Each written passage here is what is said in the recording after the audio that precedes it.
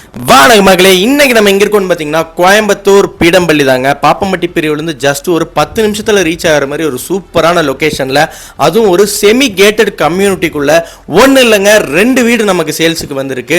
So ஒவ்வொரு வீடும் பார்த்தீங்கன்னா 2 சென்ட் லேண்ட் ஏரியாவில் 1350 ஸ்கொயர் ஃபீட்ல கட்டப்பட்ட வீடு தாங்க. அதுவும் வடக்க வாசல் வச்ச வீடு.